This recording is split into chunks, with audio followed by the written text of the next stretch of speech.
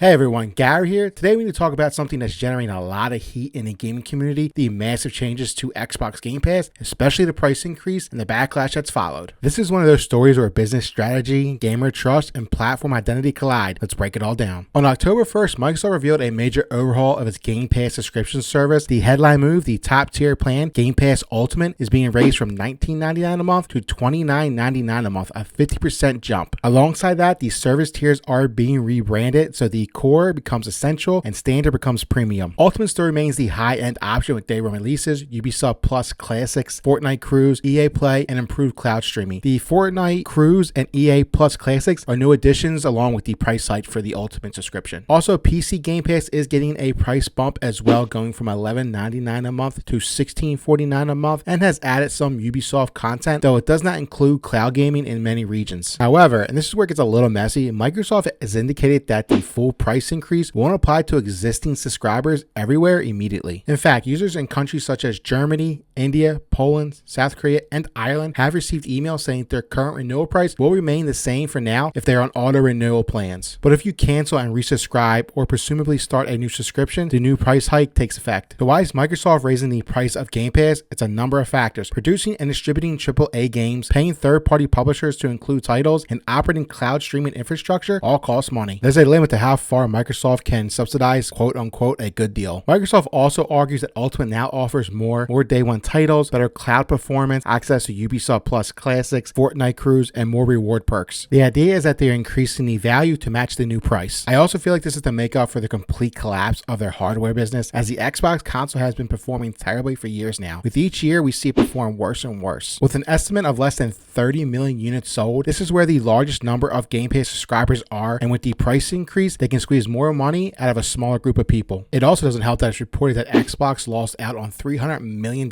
in sales by putting Call of Duty into Game Pass. It's obviously clear Game Pass isn't working out the way Xbox thought it was. It's not going to be this huge 100 million plus subscription service they want it to be. Xbox was just following the subscription service trend back in the day when Game Pass first came out, back when it was cheaper and more affordable way to watch content with great shows and no ads. But fast forward to 2025, subscription prices across the board are rising like crazy. There are a million different subscription services now, all with different tiers, commercials are back, and most shows suck and are just mostly DEI slop. Just look at the new Witcher 4 trailer, complete DEI slop. People are fed up with all this and they're really starting to get subscription fatigue. And after the news broke that they were raising prices, surprise, surprise, people on the internet were pissed and they were canceling their subscription in droves. We even had some of the most loyal Xbots saying that they're going to have to rethink their subscription and even say the most unholy of things, like Game Pass is not the best deal in gaming anymore. It was so bad that the webpage for canceling your Game Pass subscription crashed because so many people are flooding it at once to cancel their subscription. Laura Fryer, an Xbox co-founder / former insider, went public calling the price hike a betrayal. She argued that with this move, Xbox gave up one of its last major advantages, being the best value platform. She also criticized Microsoft for multiple price hikes under hardware and software and layoffs. Lena Khan, former FTC chair who opposed Microsoft's acquisition of Activision Blizzard, has used this as evidence of her forewarning that consolidation often leads to higher prices and decreased accountability. We do have some retailers who are pushing back. GameStop has publicly declared that it will continue selling Game Pass Ultimate at the old rate of $19.99 in-store and online, defying Microsoft's official price hike. On top of all this bad news, we are also hearing rumors that Xbox was going to cancel its next-gen console and just go all in as a third-party publisher. But Xbox quickly responded to these rumors, saying, "We are actively investing in our future first-party consoles and devices designed, engineered, and built by Xbox." But the thing is, lately, Xbox has a habit of saying one thing and doing another. I do think the next-gen console will come out. Like Sony, Xbox has signed a major deal with AMD to develop the tech powering its next-gen console, and breaking that contract would cost them so much money. Right now, Xbox as a brand is a total mess. Their console is selling terribly. Game Pass is getting a 50% price hike, and they've been having major layoffs. They sure do feel like Xbox from 2013. I sure do hope they can find a way to turn things around, because you want Xbox and PlayStation competing against each other. When they compete, we win. Without Xbox in the console business, PlayStation will be the only one in it, and they can make the PS6 $800, $900, $1,000, because where else are you going to get a console that can play your games besides PC? So they would have free reign to do whatever they want in the console space. All right, guys, that'll do it for this video. Make sure to hit that like button if you enjoyed the video. Make sure to subscribe for more Xbox content. And until next time, guys, bye.